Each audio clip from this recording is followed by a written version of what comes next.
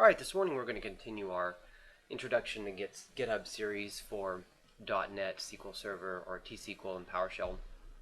And of course, this is just a very basic introduction to get .NET developers and TSQL developers up and running so that they can start posting code to GitHub and they can start using it. This is kind of precipitated by a conversation with an individual who works with a lot of people in IT, pointing out that a lot of .NET developers, TSQL developers, and PowerShell developers had never even heard of GitHub. And people in this industry just generally, they will say that they're familiar with something that they're not and then go learn it really fast. So it's very rare for someone to say, I don't know that at all. So if you're interested in doing GitHub from a command line standpoint, or doing it from like a PowerShell command line standpoint, I should say, there are tons of videos that cover that because that's generally speaking how you'll do things in like Linux or Mac. But we're going to be going over the GUI in Windows. So yesterday we covered the web approach for some of the basic tasks, and today we're going to do the GUI approach. And so if you'll give me just a moment here, we're going to pull up, this is the GUI, the GitHub GUI for Windows, and you can download this. And if you see yesterday's video, which I'll link in the description, which is part 1, I show exactly where to go to get that. I believe it's github.windows.com, but I could be wrong. And what you have here, first of all, let's just cover some of the basic tasks that we covered yesterday. But you can see I'm on the local repositories here. And then I can click on the GitHub, and these are the repositories on GitHub. And you'll notice that the repositories, some of the repositories on GitHub are not local. So this one is not local, and I can clone it, which means it will drop it on my GitHub location locally. Same thing with this one. So let's go ahead and look at the folder location as a case in point. So this right here is all the, this is under GitHub. So this is where all of the code and the different repositories are saved. You'll also notice that there are some repositories that I have locally that are not actually on GitHub. So this is local. This is what this is referring to right here that we see. And these are the repositories on GitHub. So there are two repositories.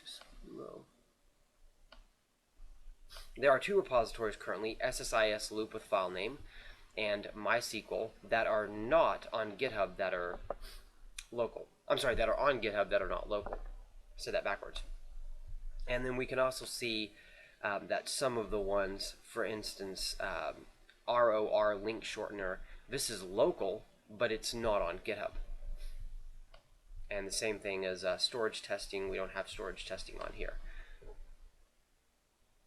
Okay, so we're going to use, I'm going to use SQL Server, this one right here, as an example for this video here specifically. The first thing is, if I wanted to create a repository, I can create a new repository.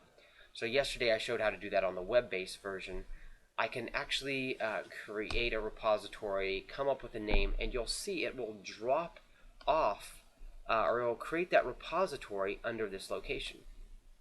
Now you'll want to set your location in a certain place, but for instance,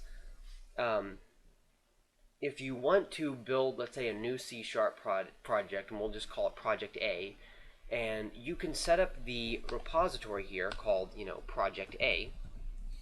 Then when you're in Visual Studio, where do you want Project A to be under? You can put it under that location. Okay? So that's just kind of an example there of how to create a repository. Now, let's suppose that we wanted to add a new file. So we're under the SQL Server locally. So if we go here, we are basically right now at this point. So I'm going to go to ETL, and I'm going to add a new file, and I'm going to call it the text file. We'll call it remove. I'm going to open, oh, I forgot this opens up in Internet Explorer. I'm going to open this up with Notepad, and let's just add a line. We'll say this file is being used for a GitHub for Windows tutorial. Save. Okay. And then I'm going to scroll down. And we'll go back. And you'll notice it immediately pops up files to commit. In other words, it detects, there's been a new file. And it will say uncommitted changes. So we see that there has been something added locally that is not on GitHub. Now, just to show how cool this is, so we'll go ahead and we'll add this and say this file, we'll call this just a video tutorial. This is the description, by the way, or the summary, I should say. This is the description. Okay, so video tutorial file removed, because we're going to eventually remove it, and we'll hit commit to master. Now, it creates the commit. If we go to GitHub and we go to SQL Server and we go under ETL, you'll notice it's not there. Okay, because currently, and you'll also see this in the GUI here, you'll see the 1. It says that this is ahead by 1 commit, behind by 0. So locally, this is ahead by 1 compared to what's up on GitHub. And again, we can confirm that because we can go back to here, we can go to GitHub. This is the repository basically that's on GitHub. We can go to SQL Server, and you will see it'll say unsynced commit, so it hasn't been added yet.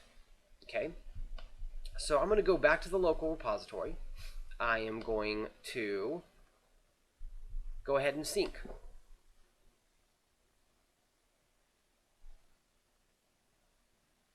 And one thing about, I'll say really quickly, Chrome, Google Chrome is not always the fastest updater. So we'll see if it updates. Okay, and then you'll see it says no local changes. So there's no uncommitted changes. All right, let's go back to SQL Server. Let's go to ETL, and we have remove text. Aha, it appears. I like how it says 2 minutes ago. Cool. Now, before we go ahead and remove it, let's just see. We have, notice this pops up now a history.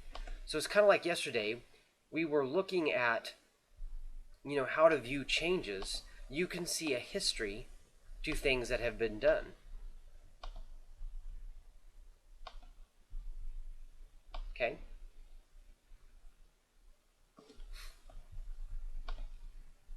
You'll also notice I can click on one of these, and I have revert, and I have roll back. Roll back this commit, leaving all changes made and later. And I don't want to do that, but you'll see that we have some options here. I'm not going to cover them specifically in this video. We're mainly going over what we did yesterday, but we do have some options. We can click on these, and then we have some options that we can do with these changes. Okay, now let's go to GitHub. So let's go here, and let's delete this file.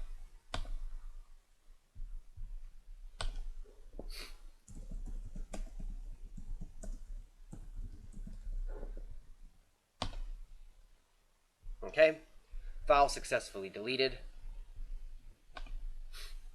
Let's go home. It should only show 1. I don't know why it says 3 contributions, because if you remove a contribution, it should only say that you've contributed once beforehand. But anyway, all right. So let's go back to SQL Server.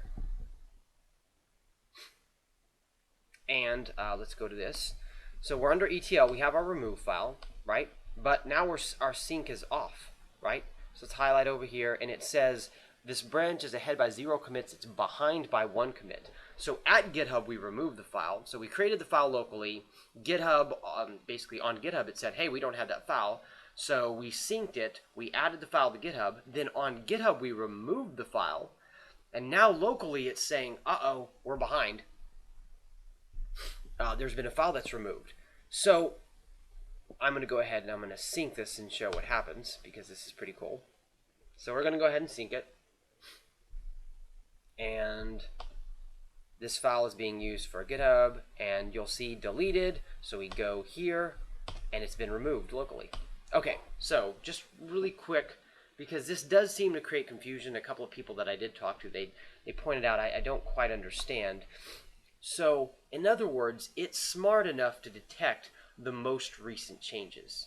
So whether you change things at GitHub or whether you change things locally, it's going to know where the most recent changes were made, and it will update accordingly. So in other words, if I change a bunch of things locally and those are the most recent changes, it will detect that for GitHub, and I can then sync it to where it will sync to my local changes. If my most recent changes are on the web, then it will still detect those most recent changes on the web and will sync the local files with what's been changed on the web. The reason why that's super cool is, let's suppose hypothetically I was traveling and I didn't have this computer, but I had another computer and I could access GitHub through the web. And as I showed in the previous video, which again I'll link in the description, how you can add files to the web version, then when I come back to this computer, I can then sync this computer or this computer's local files with all the changes to GitHub, which is really awesome. I don't have to worry about my local repositories being behind if I just don't have access to them. So that's really cool about GitHub. That's one of the things that I like a lot. It detects that. It doesn't, in other words, it doesn't favor the local versus the web. It favors basically whatever's the most recent addition. So it's important also, like I said yesterday, to view the changes. You don't want to sit there and throw a change out there and commit something that's already been done or reverse something that should be done. I would still use the web GUI, of course, for commenting on the changes. Let's see here. You can also engage, especially with the web, you can engage with the with a filter. So if you happen to be in something that you have a lot of repositories, and luckily I don't, but if you did, you could do, Ruby. If there was hundreds of them, and say, I can't remember the name, you can do a filter. And so that kind of will show you some of the basics, how to create a repository, how to commit a change, how to see the sync. In other words, if something has changed. One second here. Let's see if we can go to one other one. So we have MySQL here. And let's go to the local. Let's just show this. So we go to GitHub, and you'll notice we don't have MySQL. Okay. So let's go ahead and clone and see what that does. And what it'll really do is it'll basically drop the repository locally. But let's just demonstrate it. It shows us the status, clones, and you'll see MySQL. Okay, so that's cool too, because again, if we were out or we didn't have access to our local computer and we created a new repository on the web version, we didn't have it locally, we finally got back to that local computer, we could just clone it. So those are just some very basic tasks in GitHub. We'll continue covering GitHub and continue this series doing a little more upper level stuff. But if you really want the high level overviews, there are tons of tutorials out there. This just shows you how easy, straightforward it is to use for people who are doing .NET, TSQL, and PowerShell development. It is true, I will say, that currently, at least in TSQL, it's kind of like being on an island in GitHub. There are very few people that do it. There are at least more .NET developers than there are TSQL developers. But the hope is that coming up, this will change in the next couple of years. More people will use GitHub because it's a great place to drop scripts, and it's a great place to make changes and to view changes, especially depending on the environment.